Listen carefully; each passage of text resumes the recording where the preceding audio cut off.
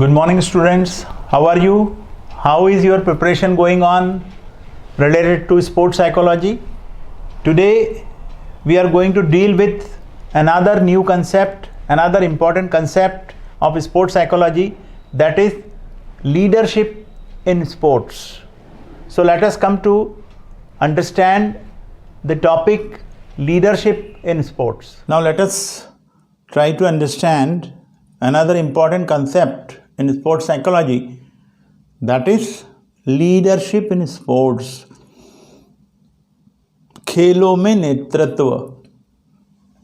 So let us see what sports psychologists say for leadership in sports. Leadership in sports, it was believed that great leaders were born and not made. That was a belief in the beginning. Since these early beginnings, leadership research has evolved from an interest in the behavior of leaders to the notion of situation-specific leadership.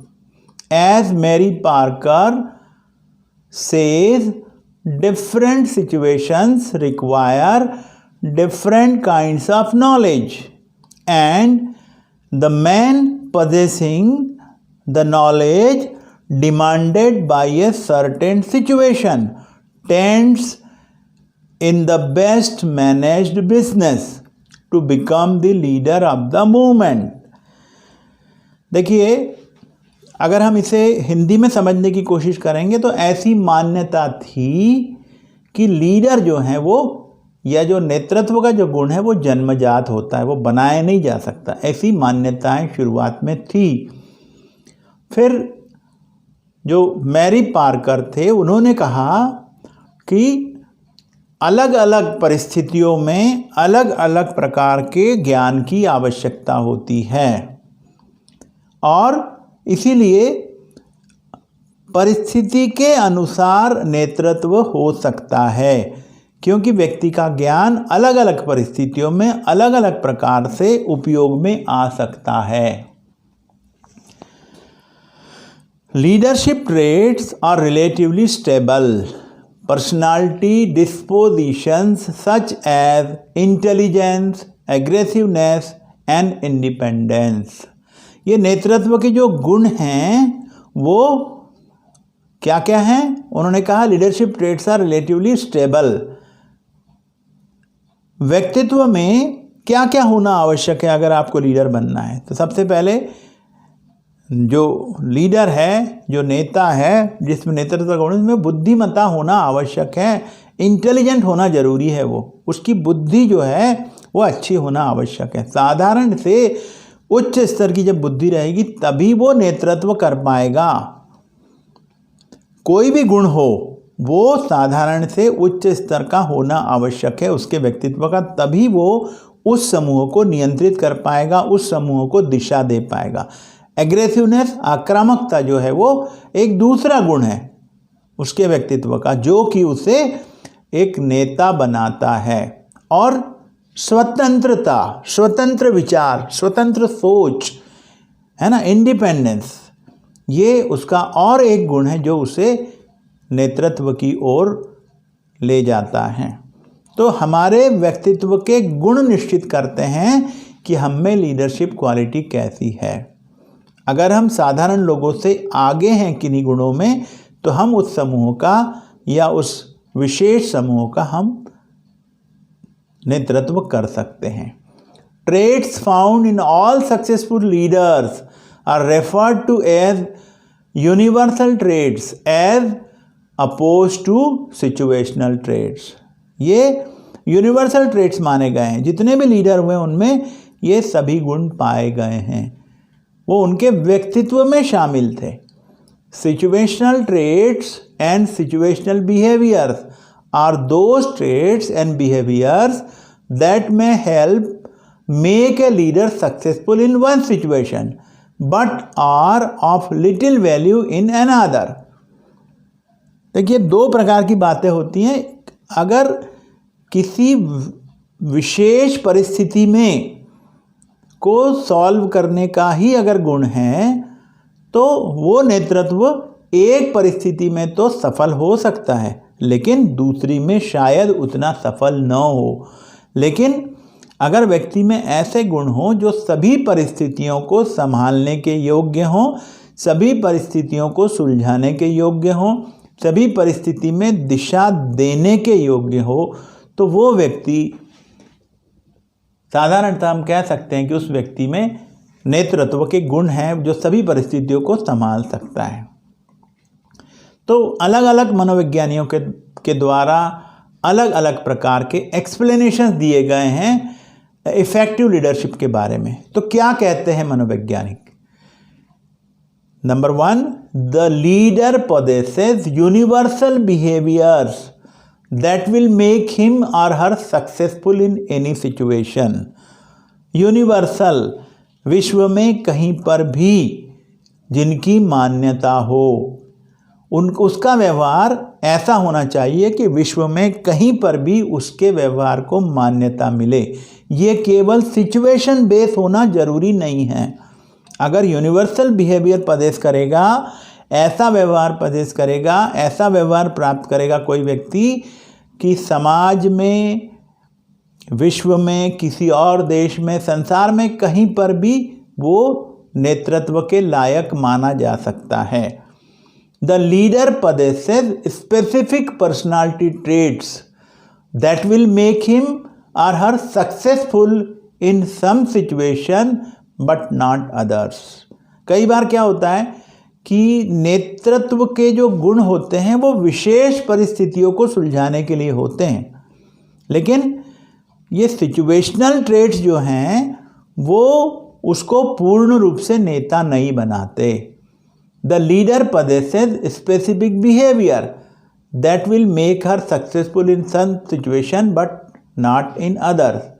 तो ये जो है विशेष परिस्थितियों जन्य वो नेता बन सकता है, लेकिन यूनिवर्सली नहीं। सो क्या कहती है ये theory? Let us see universal trait theories of leadership. क्या कहती है ये theory?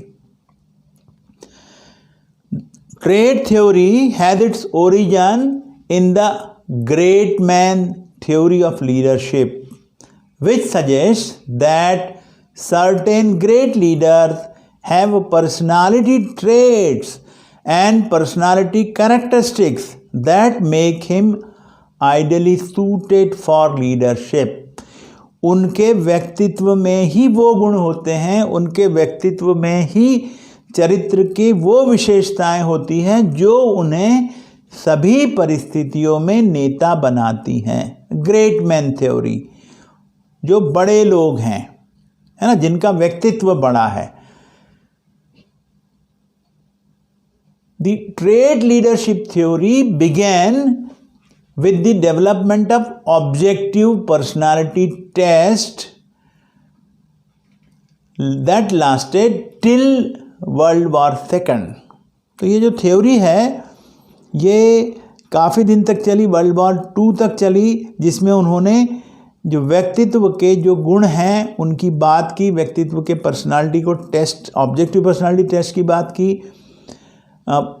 Proponents of trait theory believe that successful leaders have certain personality characteristics or leadership traits that make it possible for them to be successful leader in any situation। तो ये common traits हो गए, common गुण हो गए जो कि सभी महान व्यक्तियों में पाए जाते हैं। अगर किसी व्यक्ति में, किसी नेता में वो गुण हैं तो वो किसी भी परिस्थिति में नेतृत्व करने के योग्य है। Universal behaviour theory of leadership, it was believed that successful leaders had certain universal behaviour. जैसे गुण हैं वैसे ही उनका व्यवहार भी है। यूनिवर्सल व्यवहार, दिशा, विश्व में कहीं पर भी जिसका पालन हो सके, जिसको मान्यता है।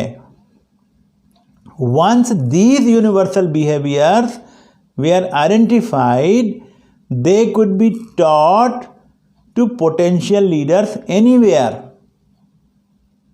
अगर इन व्यवहारों को हम पता लगा लें कि ऐसा कौन से व्यवहार हैं, किस प्रकार के व्यवहार हैं, वो हम लीडर्स में विकसित कर सकते हैं, बच्चों में, खिलाड़ियों में उन्हें विकसित कर सकते हैं।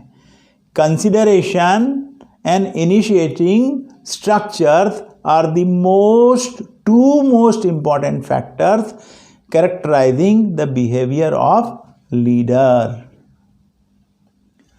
If you believe in the universal behavior theory of leadership, then you believe that individuals can be taught to be effective leaders by learning how to exhibit the behaviors of consideration and initiating structure in the proper proposition. इस बात को ध्यान रखना बहुत आवश्यक है, ये बहुत महत्वपूर्ण पॉइंट यहाँ पर बताया गया है ना। तो आगे हम चलेंगे। अगली थ्योरी क्या कहती है? The contingency approach to leadership suggest that leader effectiveness is somehow situation specific and that leaders that are effective in one situation may not be in another. The theory holds that effectiveness of a group depends on two factors. Number one, the personality of the leader and the degree to which situation gives the leader power, control and influence over the situation. तो इस theory के हिसाब से दो चीज़ें महत्वपूर्ण हैं। समूह का जो लीडर है उसका इफेक्टिवनेस जो है वो दो चीज़ों पर डिपेंड करता है, या समूह की सफलता दो चीज़ों पर निर्भर करती है।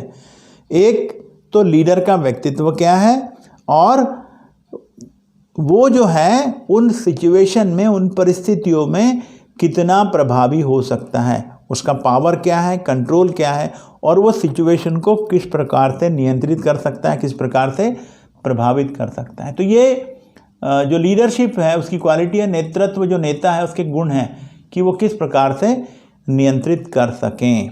और क्या कहती है ये theory?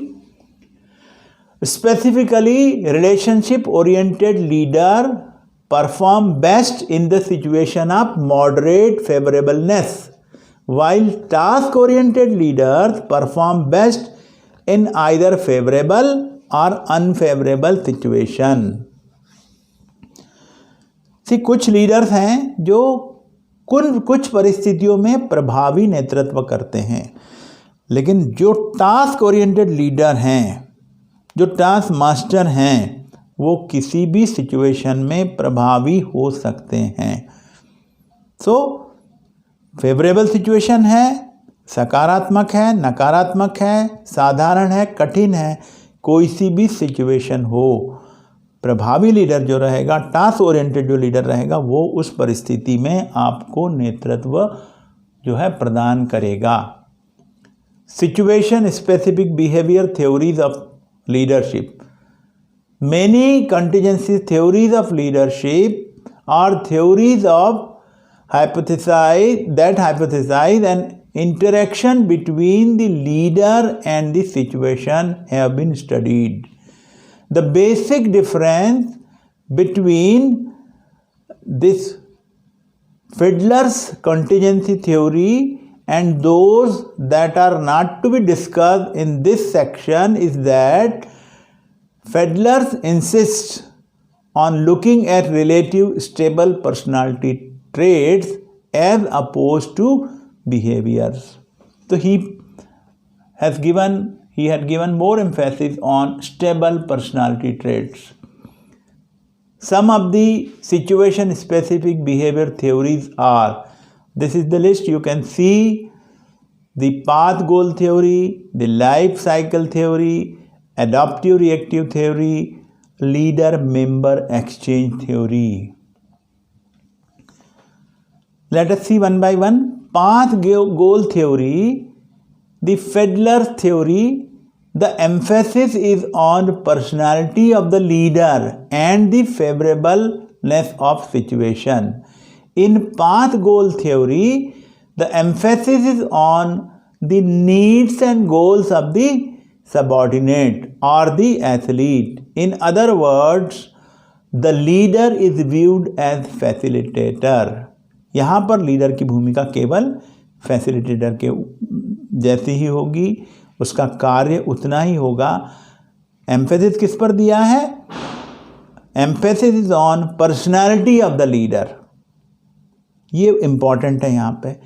Life cycle theory, like path goal theory, life cycle theory places the emphasis in leadership behaviour on the subordinates and not on the leader.